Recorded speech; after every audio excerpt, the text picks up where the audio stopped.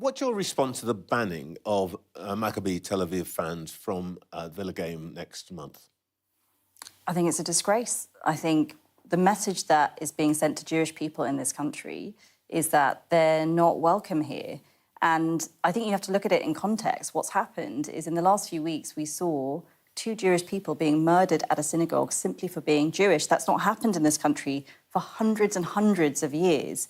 This has always been a safe haven for Jewish people. And I think to say that we could not possibly police Israeli Jewish fans to watch a football match safely is reinforcing that message that Jews are not welcome here. And I think that is wrong. Edmund told me this morning that they are working towards an outcome. Your party, I suppose, has always gone with the line that you shouldn't interfere in operational policing matters. What should the start of the politicians be here?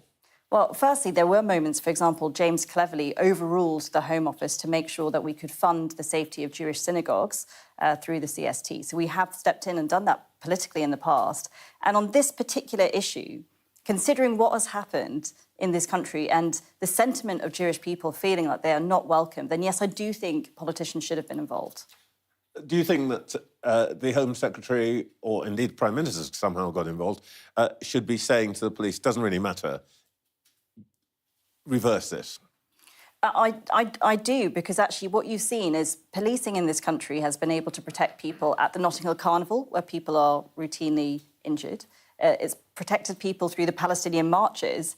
And like I said, if you look at the context, I think it's really important that they do this. And the question that I would ask is, if this was known in the Home Office, why was it not dealt with before?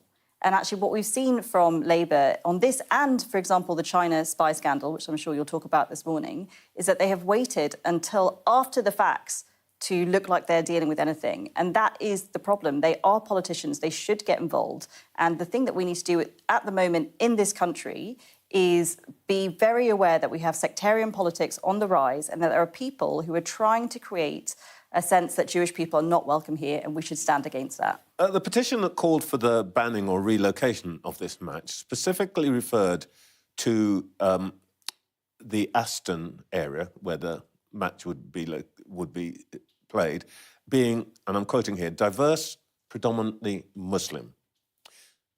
Does a suggestion that the match shouldn't take place in this area for that reason bother you?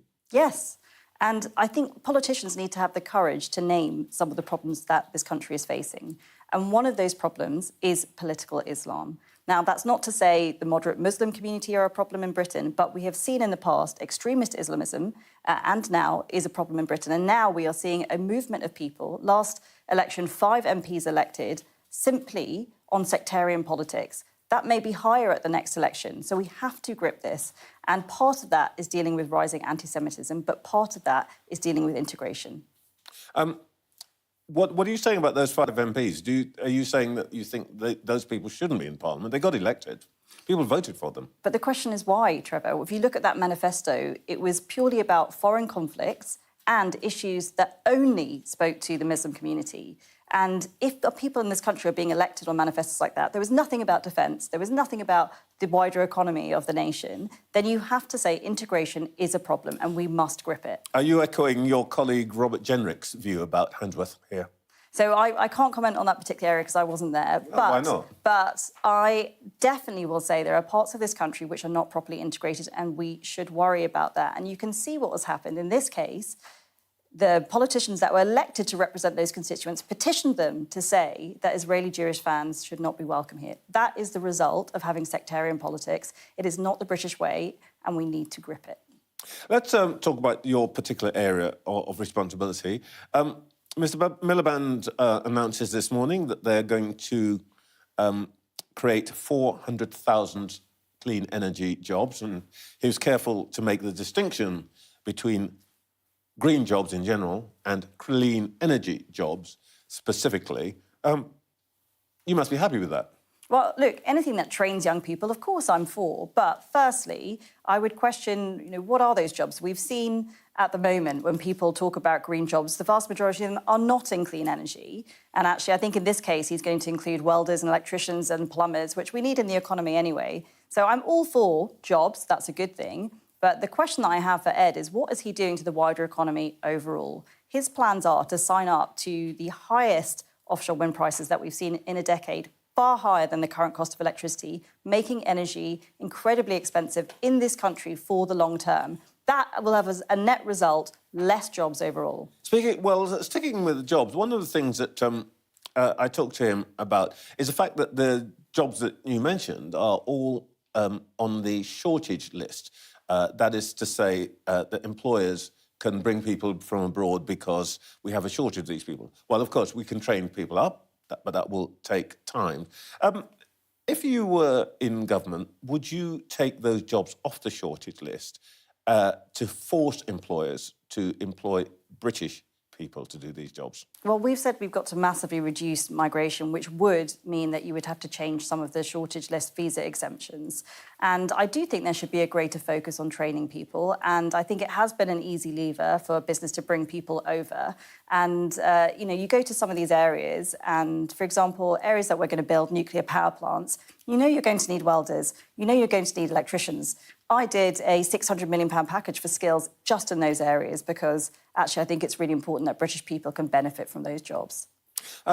One other area which has been very much in the news this week is our relationship with China. Obviously, we don't want to get into some of the murkier element of this, but there's a continuing question about what role China should play in the UK infrastructure.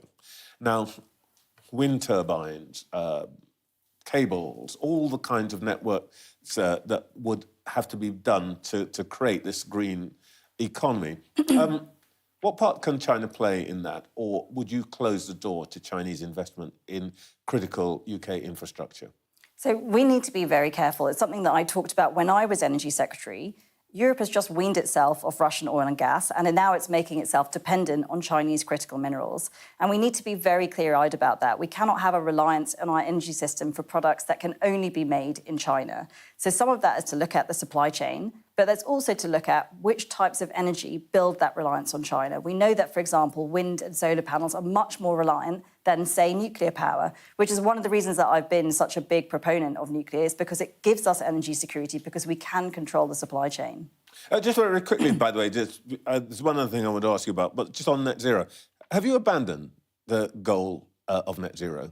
So we've said we would repeal the climate change target, and actually we think the net zero targets are a problem, and that's for three reasons. One, it's making the cost of electricity incredibly expensive, and two, we're seeing jobs move from this country to countries abroad. That's actually worsening climate emissions.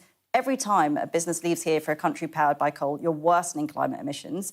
And so we don't think it's doing what it says on the tin. The net zero targets at this point are not helping climate change, the economy, or cost of living for households. And is there another reason for this, which is that Reform are against it? Well, if you look at what I did when I was in government, I started a net zero reset. I said we need to be honest about costs. If you look at Kemi Badenoch, our leader, she was one of two people in Parliament who spoke up when the legislation was passed and said, I'm worried about costs. Yeah, but what you're seeing But you hadn't abandoned the net zero target. So you might argue we hadn't gone far enough, but what we did at the time was incredibly controversial. And I can say that because I was being sued by multiple climate change activists at the time. So this is the continuing of beliefs that both me and my leader have held, because we are worried about cost of living in this country. I personally am incredibly worried about the fact that we've got the highest electricity bills in the world, and we need to focus on bringing them down.